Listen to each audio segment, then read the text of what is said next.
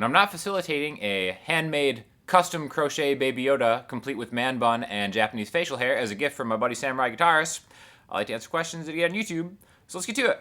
That minor pentatonic stuff. In G, you were playing a major pentatonic. Yeah, if he's still in G, then that was all in major pentatonic, lol. You know what my pet peeve is? When people who are stupid, but kinda have a point, say something that is, I guess, right, but more stupid than it is right. This brings me to major versus minor pentatonic in the guitar community, and it's the dumbest thing, and I get more comments about this. Isn't it major pentatonic? Oh, my mistake. I thought it was minor pentatonic. Which, okay, yes, there is a point. So I'm going to just quickly break this down in case you don't know the difference between major and minor pentatonic. I think the overwhelming majority of guitar players will learn the minor pentatonic, like A minor pentatonic is. Right? That position, everybody knows. 5-8, 5-7, 5-7, 5-7, 5-8, 5-8. That's the minor pentatonic scale, I guess. Now you can play the C major pentatonic, but just start on C. 8, 5-7, 5-7. Right? Okay? They're the same notes. It doesn't matter. It's all in context. So there is a point that, like, yeah, I made this video where it's like, all right, you know, we're in the key of G, so I'm playing G. And then you get to the relative minor of G, which is E, so you play E minor pentatonic, right? Now, I'm playing in G major because the tonal center is G major. It's confusing just talking about this because the terms are just nonsense, honestly. I'm just playing pentatonic. I'm playing notes in G. It's a G chord, so therefore I'm playing G major pentatonic. If I had an E minor chord instead, those same notes become E minor pentatonic. Again, it's totally besides the point. It's like people who correct other people for thinking that Pluto is still a planet. Oh, Pluto is not a planet anymore. Oh, that's not minor pentatonic. I think it just comes down to like, all right, if I'm going to play this by myself, what did you just play there, sir? Oh, I don't know. There's no context for what I just played. I don't know what this is.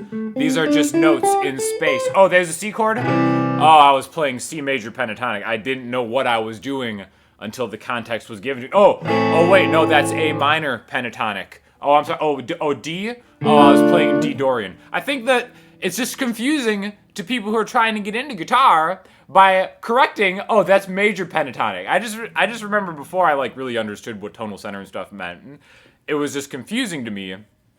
And I shied away from even like talking about it because it's stupid and it's dumb. So if you're one of those people out there that are correcting others for playing major pentatonic when they say they're playing minor pentatonic, let it go, bro.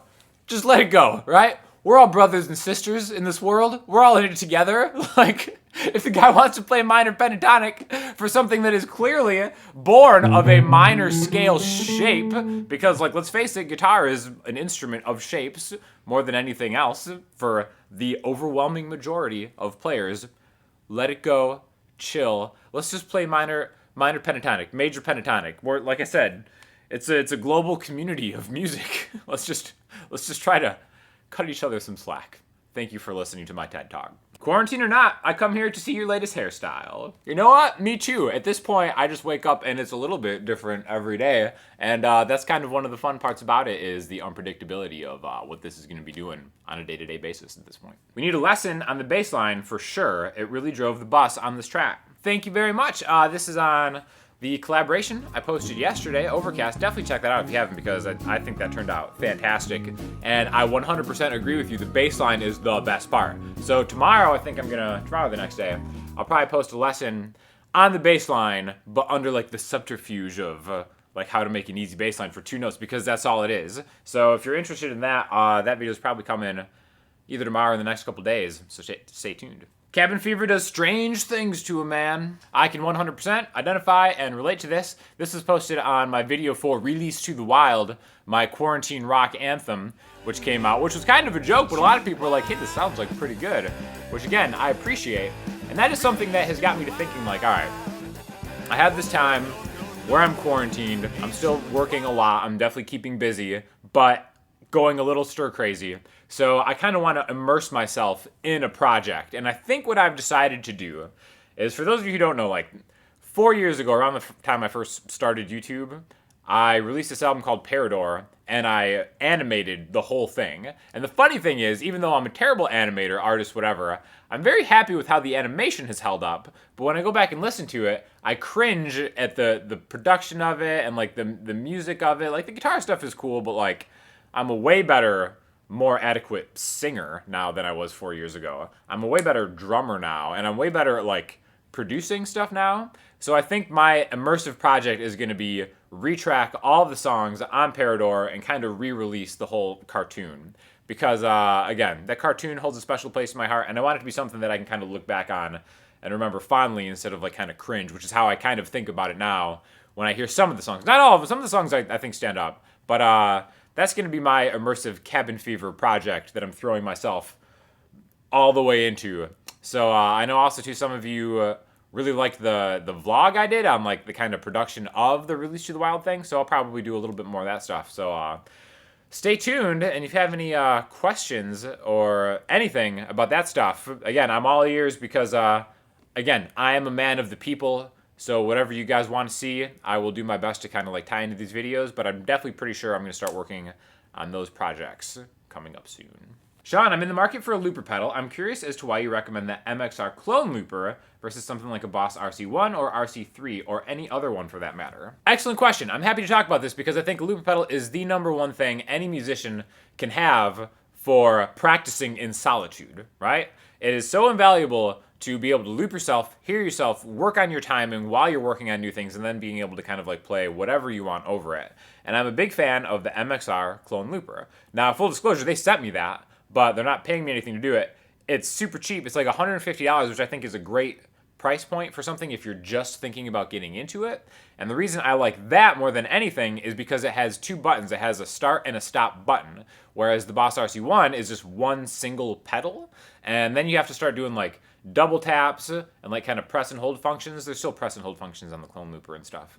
So I think it just makes a lot of sense practicality-wise to have 2 switches for starting and stopping or recording and playing back than having to kind of work with like double tapping. Because again, like when you're like in like the rhythm of something, you want to be able to tap your foot to a downbeat, and even just like a quick double tap really throws people off at the beginning, right? So I think the price is right on that one. I'm a big fan, and I will actually link you to the demo I did on that because you can do more than just loop it. It has like a reverse function, so you can kind of make cool sounds with it. And it's super small. It fits on any pedal board, and it takes up a very small footprint. So check out that clone looper because that's the one that I definitely recommend in that price point. Now, I like the Boss stuff too, specifically the RC, I think it's called the 30 now, with the dual foot switches. That thing is great. So if you're looking at something maybe a step up, I love the Boss stuff, and that one's a good one. The Aeros Loop Station that I've done a video on before too is really cool for more of kind of like a performance-based approach, or the RC505 that Davidas uses in his videos. That thing is amazing, as you can just see from what he does. The 505 is really kind of like, I don't know, maybe like the best in class for all that stuff, but again, you're looking at over $500 for something like that. So just a small investment, $150, clone looper's where to go. Guitar was one of the worst mistakes I ever made. I thought this was going to be easier with cheesy YouTube teachers. Oh, I thought this was going to be easy. I'm just a DJ trying to play guitar during my quarantine. Why isn't this easier for me, this stupid cheesy YouTube instructors? Yeah, sorry, man. I don't know how to make it easier. I think it's, it's an accessible instrument, but I guess if you're coming from the DJ world, I could see how it would be a high bar to try to play an actual instrument. Looping a section of the video should be a built-in function of YouTube by now. So this was on the video I did a couple days ago on the Vidami pedal, where, again, speaking of looper pedals, it's like a looper pedal just for YouTube videos. So yeah, I think having a looper function in YouTube is fantastic. And again, if you haven't seen that video, check it out because you can actually loop sections of videos. So if you are into like learning note by note stuff, or if it helps you to kind of like slow things down, that's like a really cool pedal. So again, got some good feedback on that too. So it's another recent video. I'll link you to that if you're interested, because I think, yes, there's a discount code for that. That's what I was trying to say. So if you're interested in that, check it out. What was it you were saying a couple months ago, classical musicians can't improvise or something like that? Never said they can't improvise, but in my experience, a classically trained musician, I think is more trained to really get like the tone and feel of a piece right, which I think requires like a lot more a lot more discipline than just jamming minor pentatonic licks on a guitar. So again, I never met any shade. I think classical musicians, like I can't hang with those guys. They're amazing. But from playing with a lot of them, I think one thing that gets skipped in a lot of classical training, or maybe not focused on as much, is improvising and jamming with others.